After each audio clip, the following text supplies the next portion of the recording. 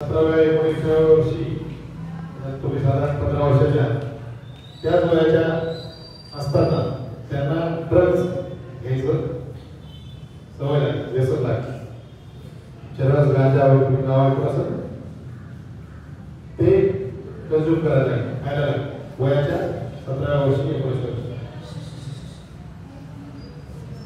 त्यांच्या इतक्या आहारी गेले की त्यांच्या शरीरांना करायचं. तुम्ही असे पिक्चर जर बघितले तर त्याच्यामध्ये तुम्हाला लक्षात येईल की जेव्हा ड्रग्सचं सेवन तुम्ही करायला चालू करता त्यावेळी ठराविक वेळेला ते जर तुमच्या शरीरात गेलं नाही तर तुमची अस्वस्थता होते, चिडचिड होते, मनुष्य वाईट परिस्थिती. तर असं व्यसन त्यांना लागलं.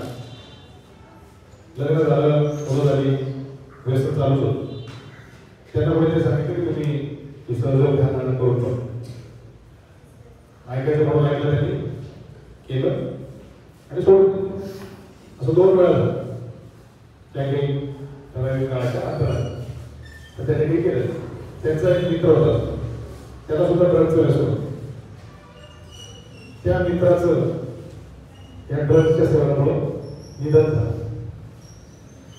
आणि त्याला शॉक बसला की याचं निधन झालंय, आपण ड्रग्जचं सेवन करत होता, मी सुद्धा करतोय, मला सुद्धा असंच काहीतरी होईल.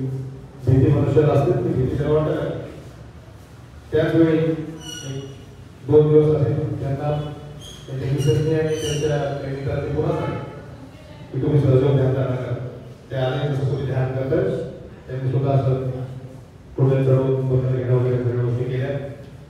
जे कोणी त्यांना सहयोगाबद्दल माहिती देत होते त्यांनी सांगितलं की तुम्ही फक्त 8 दिवस ते ध्यान करा. आम्ही सांगतो सकाळी उठायचं, फोटो बसायचं आणि जे ध्यान आपण करतो तशा पद्धतीचं काय फक्त 8 दिवस करा आणि नंतर सोडून दिलं तरी चालेल.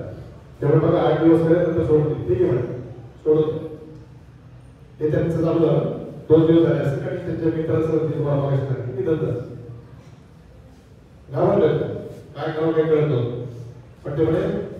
आणि त्यांची घरचे 2 दिवसासाठी कुठेतरी बाहेर गेले लग्नासाठी, हे घरात एकटेच होते.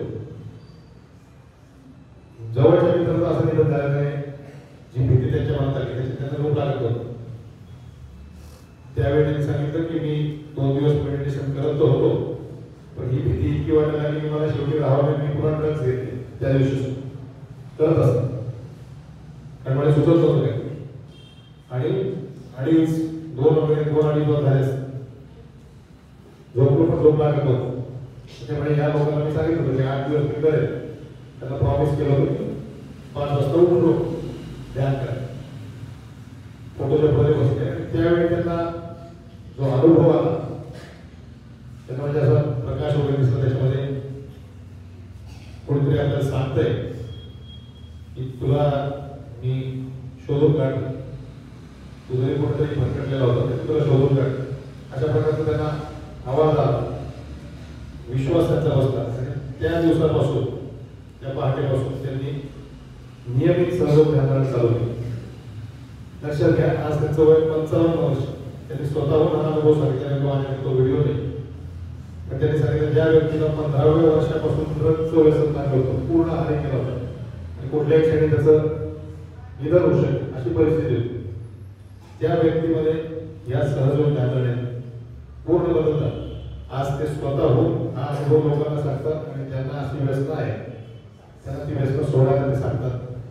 म्हणजे सहयोगामध्ये कोणी व्यसन सोडा असं म्हणतच नाही. तुम्ही जेव्हा ध्यान चालू करतात, जेव्हा तुमच्यामध्ये ही बदल होतात, आंतरिक बदल होतात, ते बदल असे असतात की ते तुम्हाला तुमच्या आतमध्ये काही विचित्र, अनावश्यक, चुकीचं, घाणेरडं येऊन असे ते बदलतात.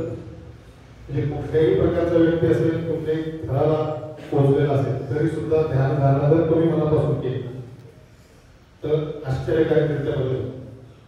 असे ढिगभर अनुभव